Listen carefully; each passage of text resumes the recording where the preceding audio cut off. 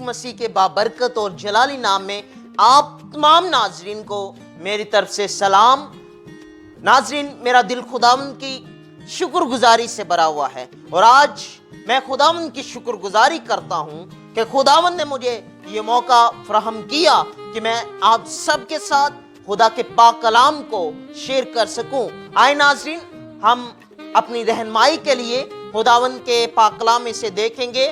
جن کے پاس خدا کا کلام موجود ہے وہ میرے ساتھ نئے عہد نامہ میں سے مقدس متی رسول کا لکھا گیا انجیلی بیان، اس کا 26واں باب اور اس کی 41ویں آیت ہم خداوند کے پاک کلام میں سے تلاوت کریں گے۔ خدا کے پاک کلام میں یوں لکھا ہے، جاگو اور دعا کرو تاکہ آزمائش میں نہ پڑو۔ خدا کے پاک کلام کے پڑھے اور سنے جانے پر خدا ان کی برکت ہو۔ میرے عزیزو، آج ہم نے خدا کے پاک کلام میں سے مقدس متی رسول کا لکھا گیا انجیلی بیان، اس کا 26واں باب اور اس کی 41ویں آیت خداوند کے پاک کلام میں سے تلاوت کی ہے۔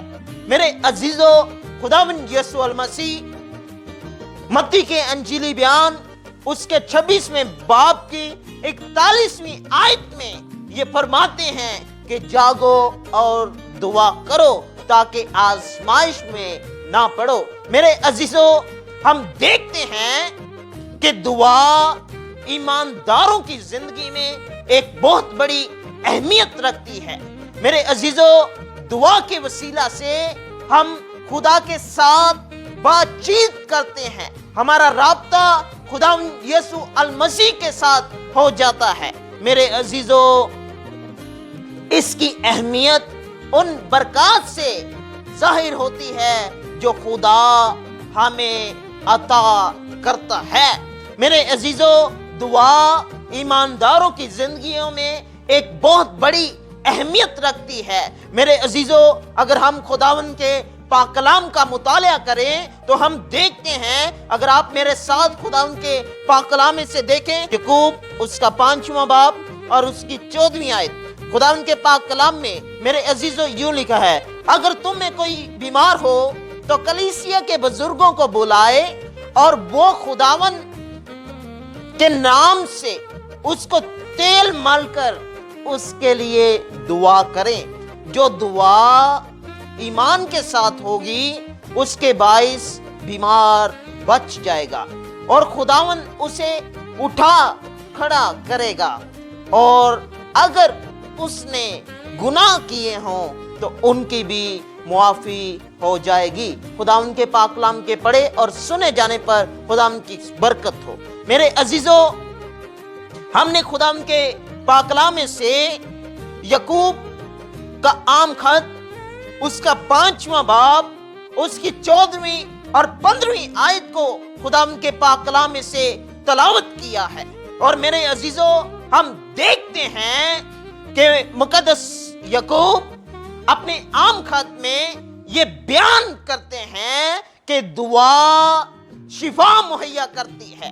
میرے عزیزو، جو پہلی بات جو آج ہم خداوند کے پاک کلام میں سے سیکھتے ہیں وہ یہ ہے کہ دعا کے وسیلہ سے خدا ہمیں شفا مہیا کرتا ہے۔ ہم نے یعقوب کے عام خط اس کے 5ویں باب کی 14ویں آیت میں یہ تلاوت کیا ہے، جب دعا ایمان کے ساتھ ہوگی، جب دعا ایمان کے ساتھ کی جائے گی تو اس کے باعث بیمار شفا پائے گا۔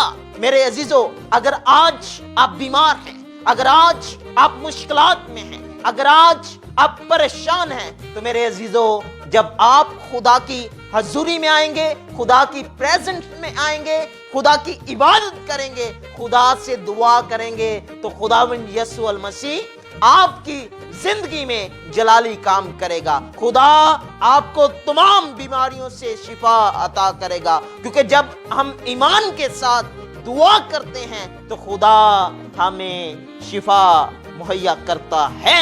मेरे अजीजों, इस वजह से खुदावंद यीशु अल मसीह ने अपनी जुबान मुबारका से ये अरशाद फरमाया कि जागो और दुआ करो ताकि तुम आजमाइश में ना पड़ो। मेरे अजीजों, आज हमें अपनी जिंदगी पर गौर करने की जरूरत है। क्या हम उठते हुए, जागते हुए, सोते हुए खुदाम की हजूरी में आते हैं, खुदाम से दुआ करते हैं?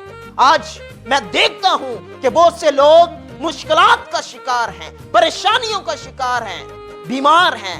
मेरे अजीजों, आज खुदाम यीशु मसीह मेरे और आपसे मुखातिब हैं कि आज हमें जागना है, दुआ करनी है ताकि हम आजमाइश में ना पड़े। जब हम खुदा के साथ वफादार रहेंगे, खुदा की हजूरी में आएंगे, खुदा के साथ जब हमारा राब्ता मजबूत होगा, खुदा हमें ब्लेस करेगा। खुदा हमें हर तरह की मुश्किलात से, परेशानियों से, बीमारियों से आजाद करेगा, क्योंकि जब हम ईमान के साथ यीशु अल मसीह के कदमों में आते हैं तो खुदा हमें तमाम बीमारियों से शिफा अता करता है। Hallelujah, hallelujah, praise God, thank you Jesus. मेरे अजीजों, हम दूसरी बात जो खुदा उनके पाक कलाम से आज सीखते हैं वो ये है कि दुआ हमें आजाद करती है। दुआ ईमानदारों की जिंदगियों में बहाली लाती है। मेरे अजीजों, अगर आप मेरे साथ खुदावंद के पाक कलाम से अमाल की किताब उसके 12वें बाब की पहली 11 आयत पर गौर करें तो मेरे अजीजों, हम यहाँ पर देखते हैं जब पतरस रसूल को कैद खाने में कैद किया गया तो मेरे अजीजों, यहाँ पर हम देखते हैं कि खुदावंद के पाक कलाम में ये बयान किया गया है, जब कलीसिया ने दुआ की तो खुदा ने अपनी कुव्वत और कुदरत के वसीला से कैद खाने के दरवाजों को खोल दिया। और मेरे अजीजों, हम देखते हैं जब दुआ की जाती है तो खुदा हमें आजाद करता है, खुदा हमें बहाल करता है। मेरे अजीजों, अगर आज आप कैद की हालत में हैं, अगर आज आप परेशानी की हालत में हैं, तो मेरे अजीजों, जब आप यीशु के कदमों में आएंगे, आप खुदा से दुआ करेंगे तो खुदा आपको आजाद करेगा, खुदा आपको बहाल करेगा।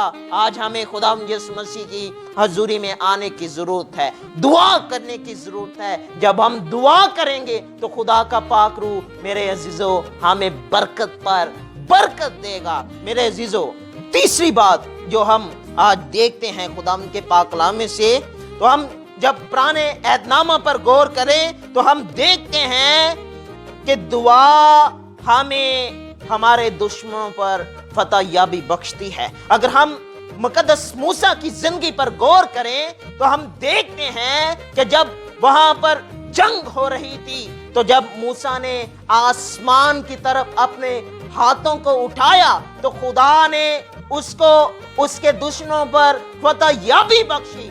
आज हमें मेरे अजीजों जरूरत है कि खुदावंद की हजूरी में आने की, खुदावंद से दुआ करने की, फिर देखें खुदा कैसे हमें हमारे दुश्मनों पर फतह याबी अता करेगा। मेरे अजीजों, आज हमें खुदावंद की हजूरी में आने की जरूरत है, खुदावंद से दुआ करने की जरूरत है। जब हम खुदावंद से दुआ करेंगे, खुदावंद की हजूरी में आएंगे तो खुदा का पाक रूह हमें बरकत देगा, खुदा का पाक रूह हमें अपने जलाल के लिए इस्तेमाल करेगा। आखिरी बात जो मैं आपके साथ खुदा के पाक कलाम में से ये शेयर करना चाहता हूँ कि दुआ हमें खुदा यीशु मसीह के पास लाती है। दुआ ईमानदारों की जिंदगियों को खुदा यीशु मसीह के पास लाती है। मेरे अजीजों, आज सबसे पहली बात जो हमने खुदा के पाक कलाम में से सीखी है कि दुआ